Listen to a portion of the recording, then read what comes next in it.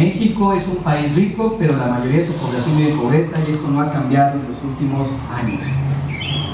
Las proporciones siguen igual y la cantidad de gente es mayor. 60 millones y medio de mexicanas y mexicanos no tienen un ingreso suficiente para cubrir sus necesidades más básicas. Y hay 3.670.000 jaliscienses, casi los mismos que en Chiapas. De hecho, en la zona metropolitana de Guadalajara hay 1,5 millones de personas que no tienen un ingreso suficiente para cubrir los satisfactores más básicos, no para una vida digna, sino para tener los satisfactores más básicos. Entonces me da muchísimo gusto que haya este interés y que los grupos ciudadanos de Jalisco, de Guadalajara, estén impulsando este proceso de articulación propio, local.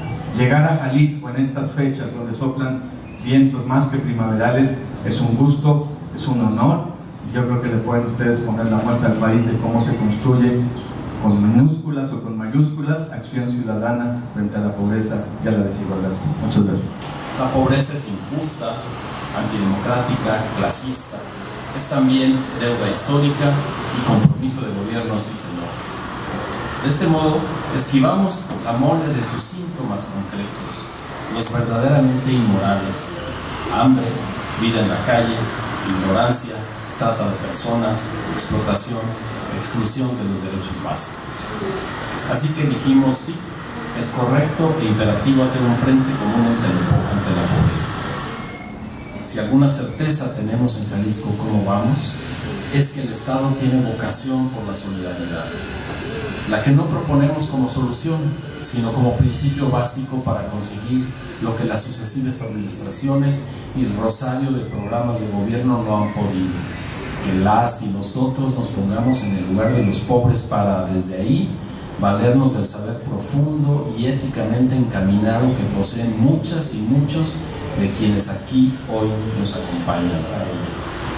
Nos corresponde al fin entender que el problema es de una magnitud tal que reclama la participación y la inclusión sin banderías de todas, de todos, personas e instituciones ciudadanas y de gobierno, y que no es un tema más para el gobierno, es la manifestación de las fallas y omisiones históricas en casi todas las áreas. El tema de la desigualdad tampoco debe ser un trending topic, pero digamos que en los últimos tiempos, porque la situación se ha agravado, pero también porque los ojos del mundo han puesto la atención sobre este fenómeno con el que hemos vivido por toda la vida de este país, la desigualdad. Una condición que hemos asumido y que no es normal. Nos presenta como un imperativo ético frente a lo que es la inclusión que debía promover cualquier democracia moderna. Yo quisiera simplemente remitirme a la definición esencial griega relativa a economía. Decía Platón en el diálogo de Gorgias o de la retórica: ¿qué arte nos libra de la pobreza? Es la economía. Si nosotros tenemos un país estable en el sentido de que no disminuye en un ápice la pobreza, de que no se reduce el nivel de concentración del ingreso y que no se resuelven en absoluto los problemas sociales, no es que haya fallado la estrategia social, es que la estrategia económica es un rotundo fracaso. Mientras se diga que este país no puede dar salarios mínimos más que a nivel de 20% por debajo del costo de la canasta básica, no para un hogar sino para un adulto, entonces estamos diciendo la estrategia económica no está sirviendo. Estamos hablando de un manejo, de una superficialidad de supuesta estabilidad macroeconómica, y lo único que estamos haciendo es todavía polarizar más las tendencias de concentración del ingreso. En esta lógica es fundamental poder relacionar la integralidad de la política económica con la estrategia de lucha frente a pobreza. La política monetaria, lo que hace el Banco de México, tiene que ver con pobreza. La estrategia fiscal tiene que ver con pobreza. La ausencia de política industrial en México tiene que ver con pobreza. La ausencia de una política agropecuaria que defienda a los pequeños productores locales tiene que ver con pobreza. La política salarial tiene que ver con pobreza. Sin embargo, en México, después de 3 décadas de políticas sociales dirigidas directamente a la pobreza, la pobreza se mantiene en los mismos porcentajes superiores al 50%, y en números absolutos tenemos más de 10 millones de pobres después de 30 años. Así, las políticas sociales han sido instrumento ineficaz para reducir la pobreza. ¿Por qué? Las causas de esta ineficacia son múltiples. Hay muchas discusiones al respecto, pero yo quisiera destacar 2 centrales. Primero, que las políticas sociales no han sido estructuradas de acuerdo a los derechos sociales. Y segundo, que no han logrado impactar de manera suficiente en los ingresos de los hogares. Con esta política, en los últimos 40 años, los salarios han perdido 3/4 partes de su valor. Las políticas sociales en general han reproducido y siguen reproduciendo la desigualdad. Si vemos los ejemplos de otros países en donde efectivamente se han impulsado recientemente políticas contra la pobreza y contra la desigualdad, se debe en buena medida a la acción organizada de los ciudadanos. Quisiera hablarles en la cuestión de programas sociales, de lo que hemos visto como experiencia en nuestra organización. La mayoría de estos se formulan desde arriba y desde adentro, y no involucran la realidad social ni la perspectiva de la base. Poco atienden y se rigen por lógicas electorales y asistencialistas. En general vemos cómo las instituciones han asumido el tema desde una lógica cortoplacista y sin visión de largo alcance.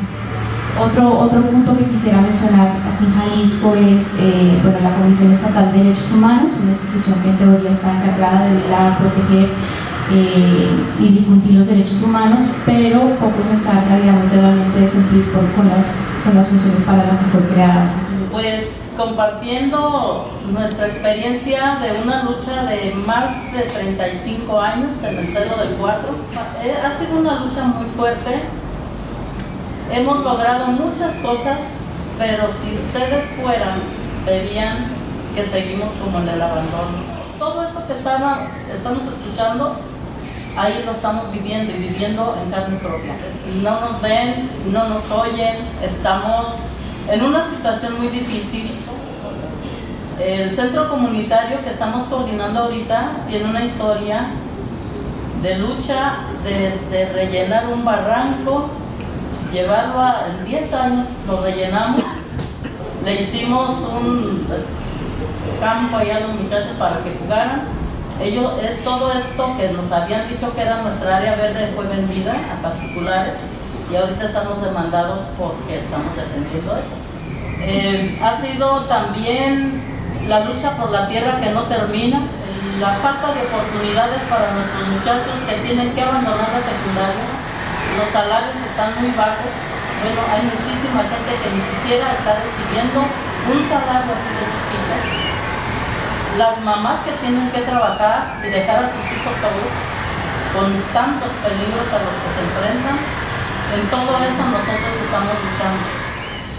Bueno, no podríamos hablar de pobreza y desigualdad en México o en el estado de Jalisco si no describimos los marcos más amplios en las que éstas se inscriben.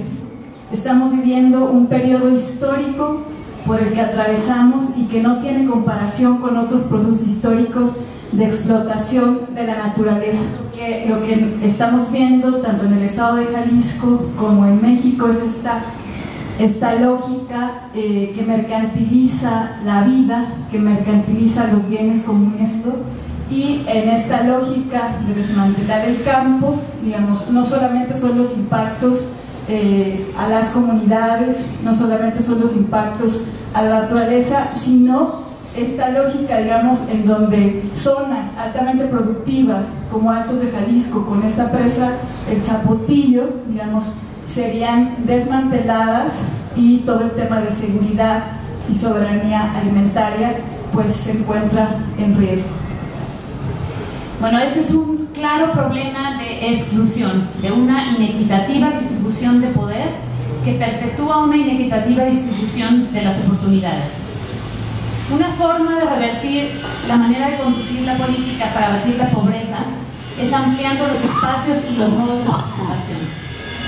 Convocamos a la opinión pública una serie de diálogos en torno a distintas líneas: campo, ciudad, servicios básicos, política social, desarrollo económico, para poner sobre la mesa lo que ya sabemos después de décadas de trabajo de campo y evaluaciones a la política pública. Estos diálogos se celebrarán a partir de la segunda semana de agosto y durante septiembre, antes de la toma de posesión de las autoridades electas.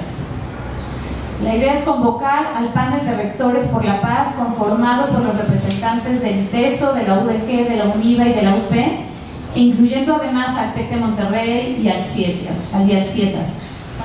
Serán diálogos multisectoriales con los que se busca conectar academia, organismos de la sociedad civil, organismos empresariales, legisladores y autoridades, y en general la ciudadanía. El propósito de los diálogos será: 1. Establecer una agenda de colaboración entre colectivos, academia y sociedad civil. 2. Generar alternativas e iniciativas de cambio en políticas, programas y diseño institucional. Y por último, formalizar mecanismos de contrarrealidad social para el gasto público.